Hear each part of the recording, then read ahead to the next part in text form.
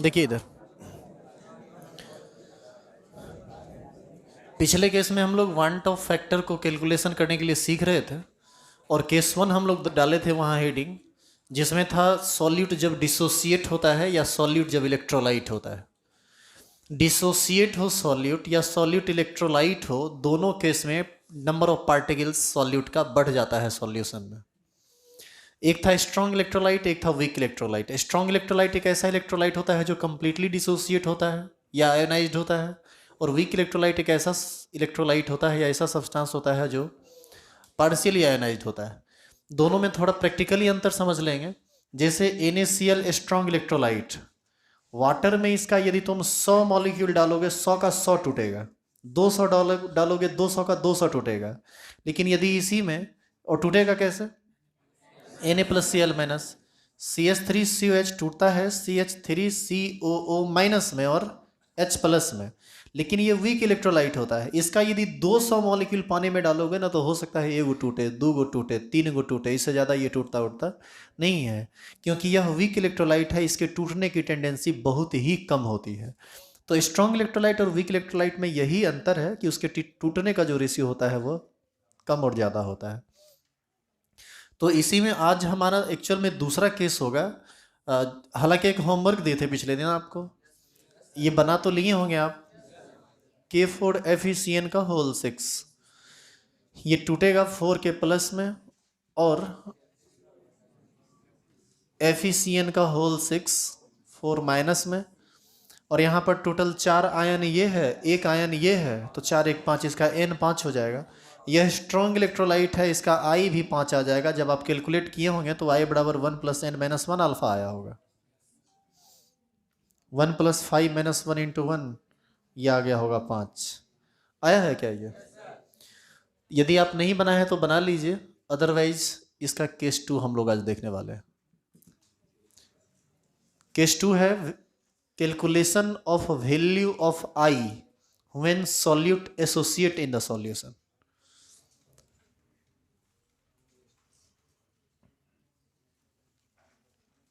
Case 2 लिखे क्या? लिखे नीचे रो देख, लिखेंगे calculation of value of I, calculation of value of I when solute associate in the solution।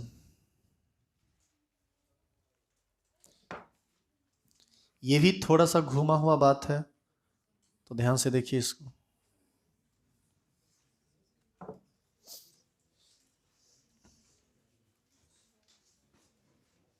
देख रहे हैं?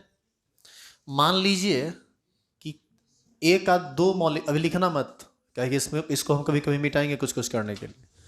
मान लीजिए एक आध दो पार्टिकल, मतलब 2 मॉलिक्यूल अलग अलग है, और किसी सॉल्वेंट में जाने के बाद वह डाइमर का निर्माण कर देता है, यानी 2A आपस में सट जाता है, यानी 2 अलग अलग पार्टिकल मिलके एक हो जाता है। तो बताइए इस A का 2 पार्टिकल A2 के एक मॉलिक्यूल में कन्वर्ट हो रहा है, यानी हम ये सोच रहे हैं कि हम डाल रहे हैं 2 और अंदर जाके वो जुड़ के हो जा रहा है 1, तो पार्टिकल की गिनती में तो वह एक ही आएगा।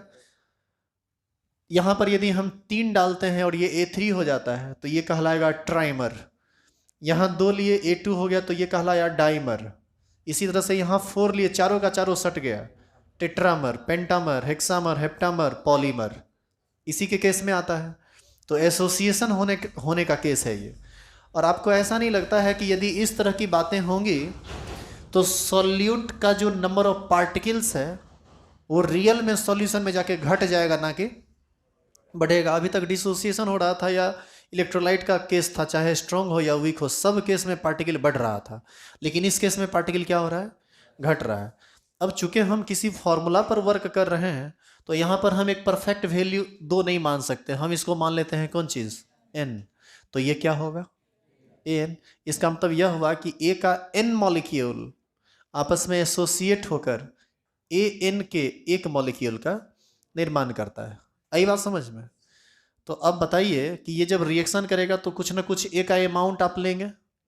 मान लीजिए शुरू शुरू में जो इनिशियल अमाउंट है वो आप ले लिए कितना मोल, 1 मोल। तो शुरू में तो ये बना ही नहीं होगा, क्योंकि ये t बराबर 0 का तो मतलब ही होता है कि हम एक सेटअप तैयार किए हैं कि अब ये होने वाला है। अब हम इसका चेंज लेते हैं। अब जब हम चेंज लेंगे तो 1 मोल लिए, हो सकता है 1 मोल का 1 को मोल रिएक्शन कर लिया, खर्च हो गया। इसका मतलब है कि ये इसका अल्फा 1 है, 100% खर्च हुआ। लेकिन ये जरूरी थोड़ी है कि 100% खर्च हो ही जाए, हो सकता है आधे खर्च किया और आधा जैसा था वैसा ही रह गया। तो उतना नहीं सोचना है, इसको हम सीधे अल्फा के टर्म में पढ़े तो हैं ही। 1 में जो खर्च होगा उसी को हम क्या कहेंगे, अल्फा। तो एक बार फिर से हम अल्फा ले लेंगे। समझ में आया ये चीज़? यानी इसका चेंज होगा अल्फा से, जितना भी खर्च होगा। यदि मान लीजिए 1 का 1 खर्च हो गया, इसका मतलब अल्फा का मान 1 था। चूंकि इनिशियल अमाउंट हम 1 लिए हैं तो 1 के खर्च को ही ना अल्फा कहते हैं। 10 यदि हम लेते तब हम इसको अल्फा नहीं कह सकते थे, हम अपने मन से 1 माने। कोई बता सकते हैं कि ये बनेगा कितना, alpha n, alpha by n बनेगा। यहीं पर आपको सोच समझ के जवाब देना चाहिए था। ये बनेगा अल्फा बाय एन। कैसे? ए का एन मॉलिक्यूल, ए एन के कितने मॉलिक्यूल का निर्माण करता है, 1 का। तो एन का, तो ए का 1 मॉलिक्यूल कितने का निर्माण करेगा, 1 बाय एन का। खर्च कितना हो रहा है, अल्फा। तो इसका अल्फा कितना का निर्माण करेगा, 1 बाय एन इंटू अल्फा, यानी अल्फा बाय एन। ये बनेगा अल्फा बाय एन। यदि इसको आप और बेहतर समझना चाहते हैं तो इधर देखिए, 2a कन्वर्ट हो रहा है किस में, A2 में। आपको नहीं लगता है कि इसका 2 इसके 1 का निर्माण कर रहा है? तो इसका 10 कितना का निर्माण करेगा, उसका 10/2 आधे का ना निर्माण करेगा। अब देखिए, जितना जितना खर्च करवाए उतना का आधा हो गया। यदि यहाँ 3 रहता तो इसका 3 इसका 1 का निर्माण कर रहा है, तो इसका 10 कितना का करवाएगा, ये 10/3 का निर्माण कराएगा। क्योंकि डायरेक्ट तो 10 पर निकलेगा नहीं, इसका 3 इसका 1 का निर्माण करा रहा है, तो इसका 1 1/3 का निर्माण करेगा। इसीलिए इसका 10 1/3 गुना 10 का निर्माण करेगा। अब समझ में आया कि ये अल्फा बाय एन कैसे हो गया? ये समझना बहुत जरूरी था, अदरवाइज फिर आगे आपको परेशानी होगी, फिर न्यूमेरिकल पर वर्क नहीं कर पाएंगे आप। किसी को दिक्कत है? देखो अब तो टाइम टी पर ये बचेगा कितना, 1 माइनस अल्फा, ये अल्फा बाय एन। तो आप ये बताइए कि टोटल मोल आफ्टर डिसोसिएशन और एसोसिएशन, एसोसिएशन का केस है, एसोसिएशन कितना हो गया, 1 minus alpha plus alpha by n. और टोटल मोल बिफोर एसोसिएशन कितना है, 1। आई क्या होता है, आई बराबर, आई का क्या फॉर्मूला होता है, total mole after dissociation by total mole before dissociation और टेकन मोल। तो यहां से हम इधर लिख देते हैं, बाद में अपना उतार लीजिएगा। हम यहां लिख सकते हैं, इसीलिए आई बराबर 1 minus alpha plus alpha by n बटा 1। तो आई बराबर तो यही रह जाएगा, 1 minus alpha plus alpha bye. अब देखिए, यहाँ से आपको आई निकालने का एक फॉर्मूला मिल गया, लेकिन कब, जब सॉल्यूट का एसोसिएशन चल रहा हो तब। तो 2 फॉर्मूला आप देखिए, एक आई बराबर 1 plus N minus 1 alpha when solute dissociate in the solution, I बराबर 1 minus alpha plus alpha by N when solute associate in the solution. तो इस तरह से डिसोसिएशन होगा फिर भी आप आई निकाल सकते हैं, एसोसिएशन होगा फिर भी आई निकाल सकते हैं, लेकिन आपको दोनों केस में अल्फा की जरूरत पड़ेगी, क्योंकि दोनों फॉर्मूला में अल्फा है। अभी एक आदमी क्वेश्चन पूछने गए थे ऑफिस में, थोड़ा उस पर डिस्कस कर दें, हो सकता है आप लोग में से और भी लोग कंफ्यूज हो। ये डिग्री ऑफ डिसोसिएशन को अल्फा कहते हैं और वांट ऑफ फैक्टर को आई कहते हैं। आप जब उसका डेफिनेशन देखिएगा ना, तो दोनों का डेफिनेशन 1 मोल पर ही डिफाइन हुआ है। तो ऐसा लगता है कि दोनों सेम ही चीज है, लेकिन सेम नहीं है। आप दोनों में अंतर थोड़ा समझ लीजिए। कि डिग्री ऑफ डिसोसिएशन क्या है और वांट ऑफ फैक्टर क्या है। किसी भी सॉल्यूट के 1 मोल में जितना खर्च हुआ वो कहलाता है डिग्री ऑफ डिसोसिएशन या डिग्री ऑफ एसोसिएशन। और 1 मोल सॉल्यूट के डिसोसिएशन या एसोसिएशन के पश्चात टोटल मिला के जितना मोल बना है सॉल्यूट वह कहलाता है आई। तो जैसे NaCl का यदि आप 1 मोल ले लिए, पानी में जाने के बाद Na प्लस और Cl माइनस में कन्वर्ट करेगा तो पानी में जाने के बाद तो वो 2 मोल हो गया, इस केस में आई हो जाएगा 2। लेकिन यदि NaCl का 1 मोल लिए, 1 में 1 खर्च हुआ तो उसका अल्फा कितना होगा 1। समझ रहे हैं, एक ही चीज के लिए दोनों का वैल्यू कैसे डिफर कर रहा है। तो 1 है total used mole by 1 mole of solute और 1 मोल ऑफ रिएक्टेंट, और वांट ऑफ फैक्टर वो क्या है total produced mole by 1 mole of solute और 1 mole of reactant. Total produced mole में क्या आ जाता है, टूटने के बाद जो बना सो और जो नहीं टूटा सो सबको आपस में जोड़ कर देखिए, वो होता है आई। अब समझ में आया। आप इसको और यदि नहीं समझ पा रहे हैं इस चीज़ को तो एक बार और घर पर बढ़िया से सोचिएगा, फिर भी आपको यदि दिक्कत हो तो फिर से बात करेंगे, हम फिर से समझा देंगे, कोई दिक्कत नहीं ना इसमें।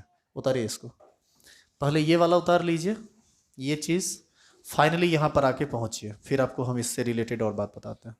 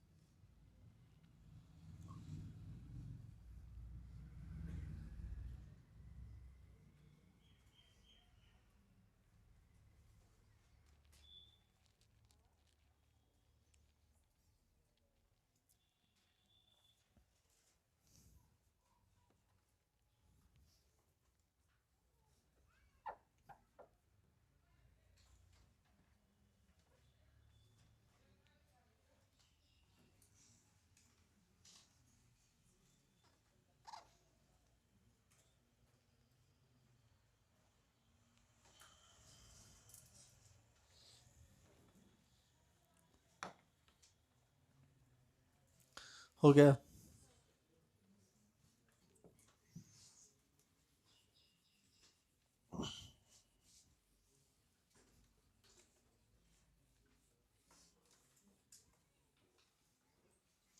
इधर देखिए,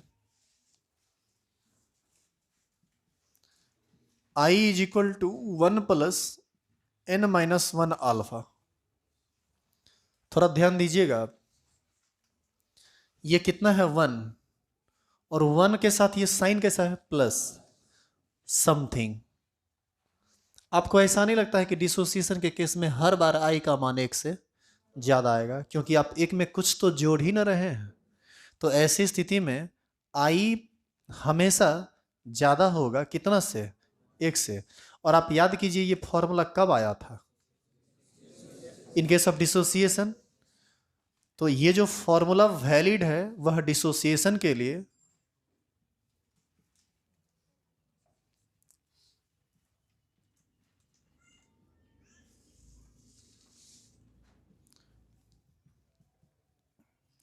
एंड फॉर एसोसिएशन फॉर्मूला क्या आया सो बताइए तो आप। I is equal to 1 minus alpha plus alpha by N को छोड़िए, अभी हटाइए। आप ये बताइए कि माइनस अल्फा प्लस अल्फा तो कट जाएगा, तो बचेगा कितना 1 बचेगा। लेकिन जब अल्फा में आप कुछ चीज़ से डिवाइड कर देंगे तो आपको तो ये वैल्यू अल्फा से कुछ छोटा ना हो जाएगा, तो प्लस वाला वैल्यू कुछ छोटा हो जाएगा, अब माइनस वाला वैल्यू बड़ा हो जाएगा। आप ऐसे समझिए कि आप n का मान 2 ले लीजिए फॉर डाइमर। डाइमर के लिए तो n का मान 2 ही ना होता है।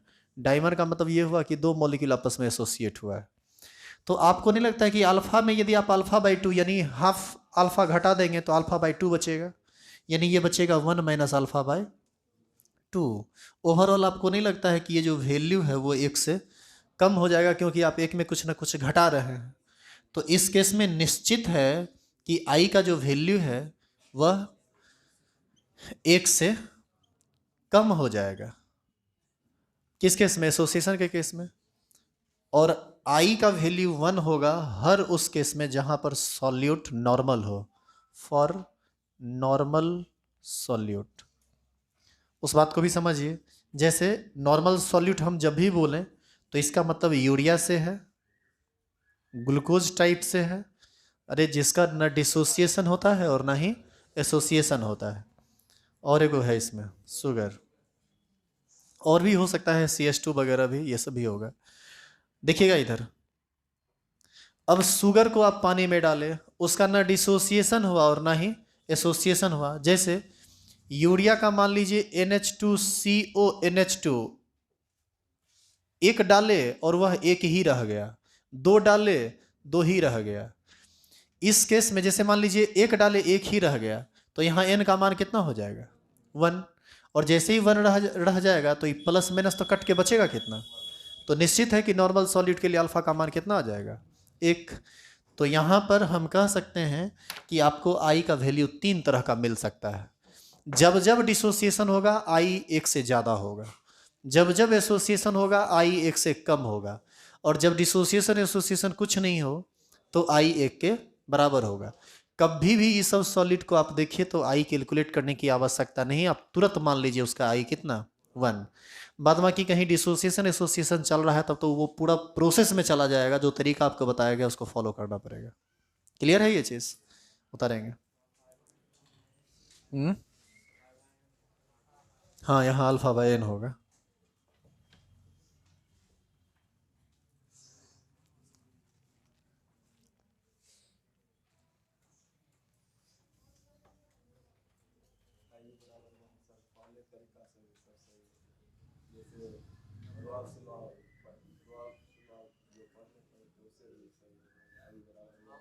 हाँ, उसी के लिए तो है।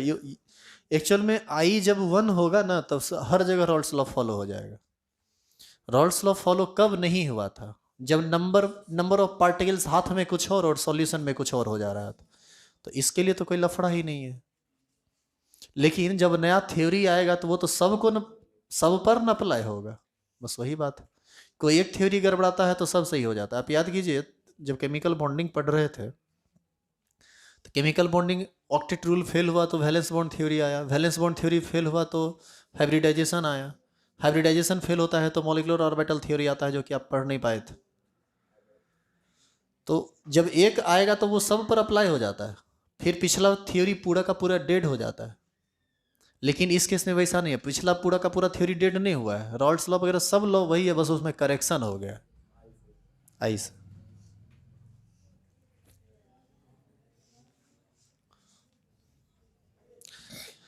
एक चीज और, इस फॉर्मूला में n का वैल्यू कैसे निकालेंगे आप?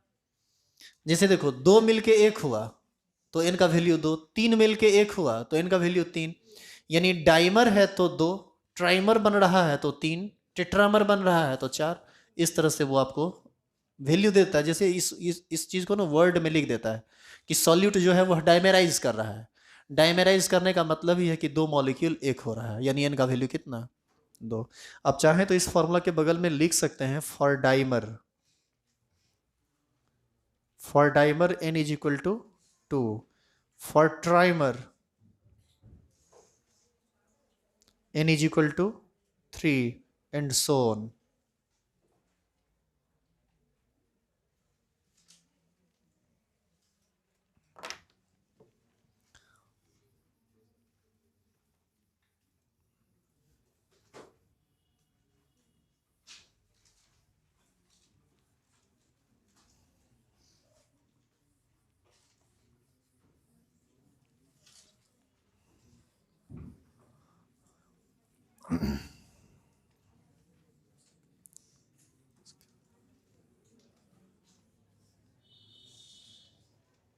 मिटा दे।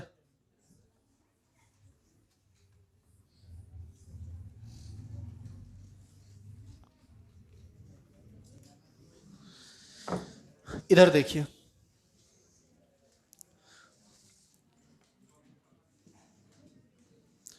आई बराबर हम लोग फॉर्मूला पढ़े थे, फॉर्मूला नहीं मतलब आगे डिराइव करते हुए कुछ बात जब पढ़ रहे थे तो यहां पर आया था experimental colligative property bye theoretical, या इसी को कैलकुलेटेड कह सकते हैं, कैलकुलेटेड कॉलिगेटिव प्रॉपर्टी। बोलिए, यही ना आया था। अब ध्यान दो इधर, पाई बराबर होता है सी आर टी, आई सी आर टी। अब तो आई को लेके चलेंगे, अब तो जहां ही सब फॉर्मूला आएगा आई अपने आप आ जाएगा। खैर उसको तो खैर बाद में देखेंगे। सी को याद कीजिए, हम एन बाई भी लिखे थे, और वही एन बाई भी बाद में जाके डब्ल्यू बाई एम भी हो गया था, याद है आपको? ये एम नीचे है और पाए ऊपर, तो पाए और एम के बीच कैसा संबंध है, सीधा या उल्टा? उल्टा संबंध है। यानी मॉलिक्यूलर वेट का इनवर्सली प्रोपोर्शनल है पाए, मतलब मॉलिक्यूलर वेट ज़्यादा तो पाई कम, मॉलिक्यूलर वेट कम तो पाए ज़्यादा। डेल्टा टीवी बराबर आप फॉर्मूला पर है के बी गुना ए गुना B into A into 1000 into B into M. एक बार फिर से मॉलिक्यूलर वेट नीचे है और डेल्टा टीबी ऊपर। आप जितना फॉर्मूला है ना सब में यही चीज़ चेक करेंगे तो आपको मिलेगा कॉलिगेटिव प्रॉपर्टी। जो चारों कॉलिगेटिव प्रॉपर्टी है मैं उसकी बात कर रहा हूँ। कॉलिगेटिव प्रॉपर्टी जो होता है ना ये मॉलिक्यूलर वेट का इन्वर्सली प्रोपोर्शनल होता है। पानी ले आओ तो।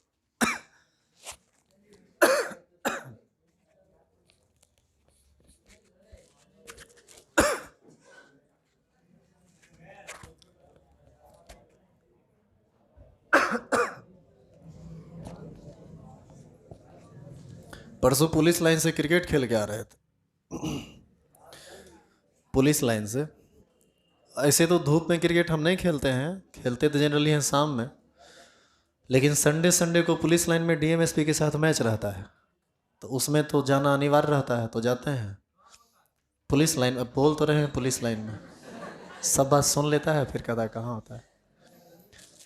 तो और ड्यूज वाला मैच होता है, तो ड्यूज वाला में क्या दिक्कत है ना कि पैड बैट हेलमेट ये थाई पैड सब रहता है, तो एक्चुअल में बड़ा भारी रहता है, भारी भरकम रहता है, तो उसमें और ज़्यादा परेशानी होती है, थकावट भी बहुत होती है। गर्मी एकदम पूरा बहुत गर्मी लग रहा था, उधर से आ रहे थे तो पानी नहीं पिए, पानी पीते तो ठीक है था। नहीं नहीं, एक्चुअल में सुबह में खाना भी थोड़ा बहुत कम ही खा के गए थे, भूख भी लगी हुई थी और इंस्टेंट एनर्जी की ज़रूरत थी। वहाँ देखे वो गन्ना का रस पिला रहा था, तो उसके पास आइस वगैरह भी था, बोले मार दीजिए कर करा के, 2 गिलास वही पी लिए।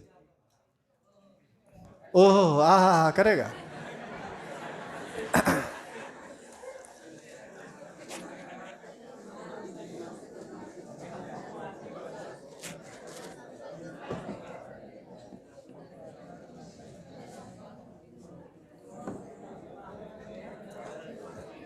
मैच देखना हो तो संडे संडे चला जाया करो, 9 बजे से मैच स्टार्ट होता है पुलिस लाइन लोहिया नगर में। उधर से तो बहुत सारा लोग आता भी है तो आराम से जा भी सकता है, लेकिन जाएगा तो वहाँ शरीफ बन के रहना, क्योंकि प्रसाद हाँ। अरे मॉर्निंग में नहीं कह रहे हैं, मतलब मॉर्निंग में बंद किया है, सुबह में 5 बजे 6 बजे। वहाँ जब जाके छेड़छाड़ करता है तो बंद नहीं करेगा। नहीं, शाम में भी बंद कर दिया है, कर दिया होगा, लेकिन हम लोग को बंद नहीं है।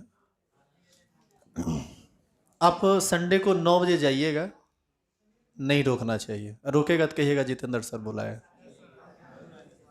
आपको आने दे देगा, नहीं रोकेगा। अरे हमारे साथ नहीं, वहाँ नाम भी बोल दोगे तो जाने दे देगा। अरे इतना तो है, कर देगा, आपको रोकेगा नहीं। लेकिन 9 बजे जाइएगा, उससे पहले जाइएगा तो रोक देगा। क्या हुआ? जोर से बोलिए, जो बोलते हैं हम सुन नहीं पा रहे हैं। तुमको यदि देखने जाना हो और रोके तो कह देना जितेंद्र सर के साथ आए हो, नहीं रोकेगा तुम तुम यकीन मानो नहीं रोकेगा तुमको।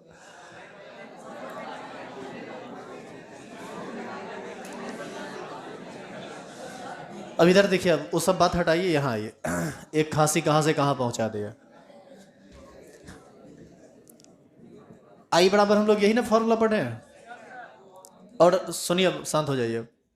और अभी हम एक चीज देखें कि जितना भी कॉलिगेटिव प्रॉपर्टी है वह सब मॉलिक्यूलर वेट का इन्वर्सली प्रोपोर्शनल, सॉल्यूट के मॉलिक्यूलर वेट का इन्वर्सली प्रोपोर्शनल होता है। तो हम यही बात यहाँ पर लिख देते हैं कि ये जो कॉलिगेटिव प्रॉपर्टी होता है ये इन्वर्सली प्रोपोर्शनल है किसके? मॉलिक्यूलर वेट ऑफ सॉल्यूट के। तो कॉलिगेटिव प्रॉपर्टी का ये रेशियो है एक्सपेरिमेंटल और कैलकुलेटेड का। तो हम इन्वर्सली प्रोपोर्शनल यदि ये है तो हम इन्वर्सली प्रोपोर्शनल का भी रेशियो लेंगे तो सेम ही आएगा। क्या ये बात समझ रहे हैं कि नहीं? तो हम देखो यहां एक्सपेरिमेंटल कॉलिगेटिव प्रॉपर्टी लिखेंगे तो ये आएगा 1 बटा एक्सपेरिमेंटल मॉलिक्यूलर वेट। और यदि यहां पर कैलकुलेटेड कॉलिगेटिव प्रॉपर्टी लिखेंगे तो यहां आएगा 1 बाय कैलकुलेटेड मॉलिक्यूलर वेट। तो ऐसी स्थिति में हम ऐसा लिख सकते हैं I is equal to 1 by experimental molecular weight of solute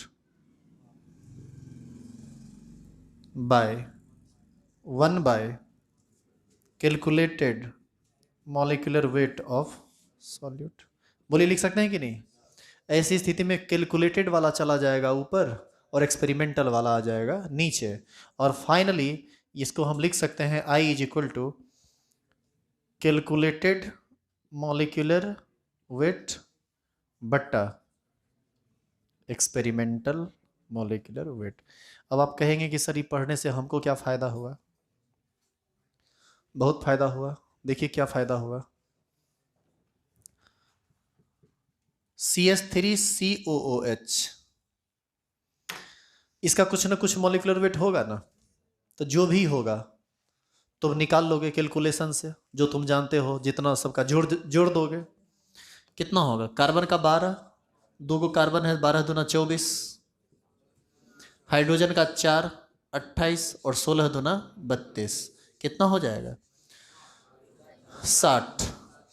60 है ना होगा। अब सुनिए, हम तो जोड़ लिए 60, ये आपका हुआ कैलकुलेटेड वैल्यू। अब यदि तुम 2 मॉलिक्यूल लेते हो तो 2 मॉलिक्यूल लेंगे तो हम दोनों मॉलिक्यूल को जोड़ नहीं सकते हैं। अरे मॉलिक्यूलर वेट तो एक मॉलिक्यूल का मॉलिक्यूलर वेट होता है। तो हम 2 मॉलिक्यूल ने 3 मॉलिक्यूल ने कुछ छो लेंगे, होगा तो 60 है ना। क्या करोगे? इसका भी जोड़ दोगे? नहीं। लेकिन ये तब जुड़ जाएगा जब ये एसोसिएट हो जाए, जब 2 मॉलिक्यूल आपस में सट जाए इस तरह से। तो ऐसी स्थिति में अब इसका मॉलिक्यूलर वेट कितना आएगा? 120। बताइए, मॉलिक्यूलर वेट में 2 गुना का परिवर्तन हो गया। अब देखिए, जब तक मेरे हाथ में CH3COH हम ये समझ रहे हैं कि उसका मॉलिक्यूलर वेट 60 है, लेकिन वही चीज जब बेंजीन में चला गया तो वो डाइमेराइज कर गया, और डाइमेराइज कर जाने से अब जो मॉलिक्यूलर वेट है उसका वो गया है बढ़। लेकिन इस बात को रॉल्ट साहब पकड़ नहीं पाए कि वो अंदर में जाके एसोसिएट कर गया है तो उसका मॉलिक्यूलर वेट बढ़ गया होगा।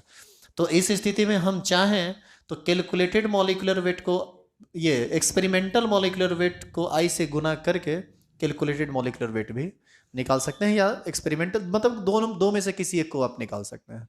उतारिए, इसका जरूरत कहीं पड़ सकता है इसीलिए बता दिए। सब में क्या था ना कि I में एक्सपेरिमेंटल वाला ऊपर था और कैलकुलेटेड वाला नीचे था। मॉलिक्यूलर वेट के केस में सीधे उल्टा हो जाता है बात, कैलकुलेटेड वाला ऊपर चला जाता है। और एक्चुअल में बुक में आप यदि पढ़ते और आपको इस तरह का लिखा मिलता ना तो आपको लगता कि आ कैसे गया, ये कैलकुलेटेड वाला ऊपर कैसे चला गया। इसीलिए ये बात जानना जरूरी था। कहाँ से छापेंगे? नोट से। ये छापिए, इसको छापिए, फिर इसको छापिए और नीचे में इसको छाप के घेर दीजिए। मैसेंजर का टोन बज रहा है जी, कहिए बर्दाश्त करने के लिए कुछ देर।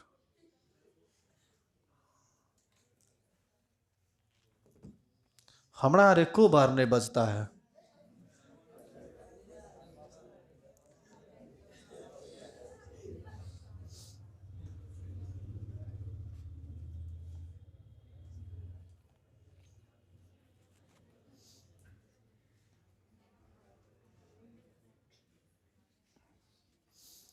अब जाके नॉर्मल कॉलिगेटिव प्रॉपर्टी का सारा थ्योरी कंप्लीट हो चुका है और अब आपसे सारा न्यूमेरिकल बनेगा। बस एक न्यूमेरिकल वाला थ्योरी आप नहीं पढ़े हैं, हेनरी लॉ, उसको बाद में पढ़ेंगे पढ़ेंगे।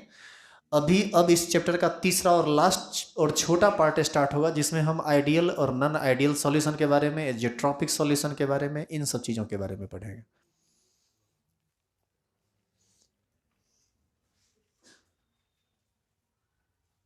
तुम्हें लेकिन कहा था कि एक बार फॉर्मूला लिखा हुआ है पाई बराबर आई सी आर टी, आप बताए हैं सी आर टी।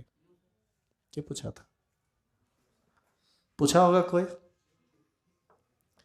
लेकिन पूछा था।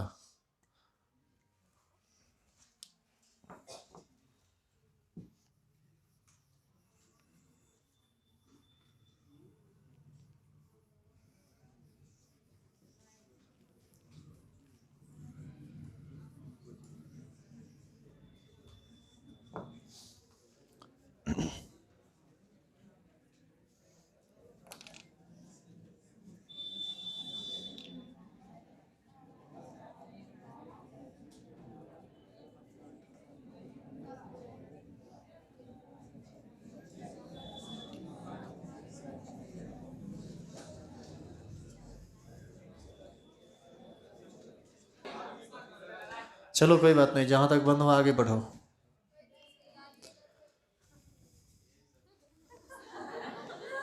कहां से बोल रही है?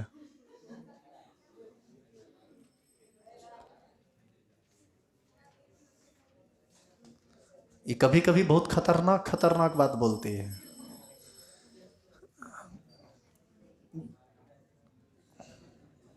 डेल्टा टीवी बराबर I into K V into M कह सकते हैं। डेल्टा टीवी बराबर I into K V into mole पर केजी कह सकते हैं इसको। डेल्टा टीवी को TV minus T nought B के टर्म में भी ले जा सकते हैं आप। I into K V into A into 1000 by B into M कह सकते हैं।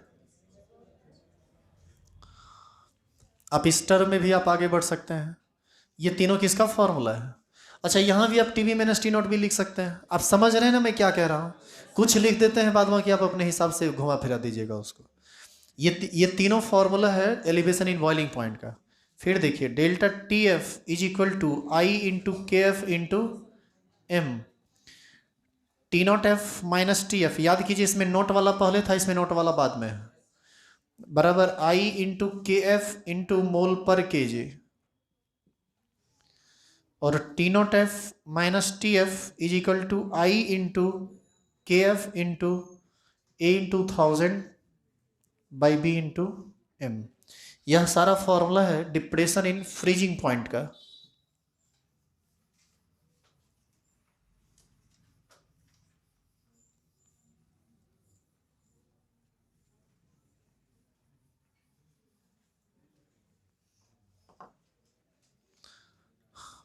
पाई बराबर सी आर टी होता था, तो अब हो जाएगा आई सी आर टी। पाई बराबर हो जाएगा I into N by V R T. Pi is equal to I into W by M V R T. ये तीनों फॉर्मूला किससे संबंधित है? ऑस्मोटिक प्रेशर से। I is equal to 1 plus N minus 1 alpha, किस केस के लिए? Dissociation. I is equal to 1 minus alpha plus alpha by N association के केस में। आई का मान 1 किसके लिए? नॉर्मल सॉल्यूट के लिए। ये सब फॉर्मूला बनता जा रहा है, सब याद रखेंगे आप। कौन टर्म क्या है नहीं है कैसे निकालते हैं वो सब याद रहेगा, तभी न्यूमेरिकल बनेगा, नहीं तो सोच भी नहीं सकते हैं न्यूमेरिकल के लिए। Raoult's law of partial pressure P A is equal to X A into P note A पढ़े थे, याद है आपको? ये रॉल्ड्स के अनुसार था। P A is equal to होता है Y A into P S, किसके अनुसार? Dalton's law of partial pressure.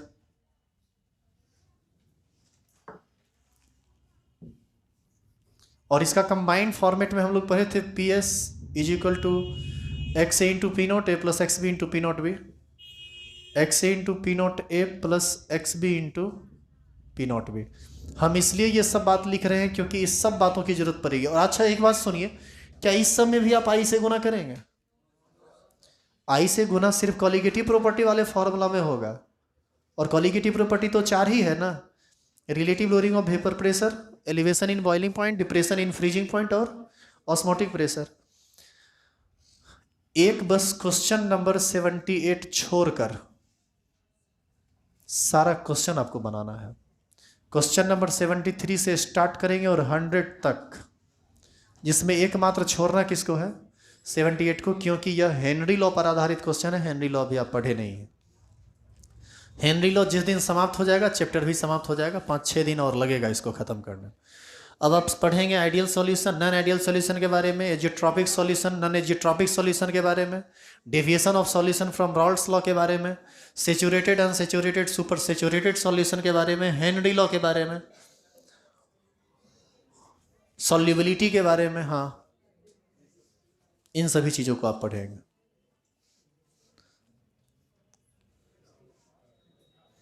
Question note किया क्या? होमवर्क नोट कर लिया?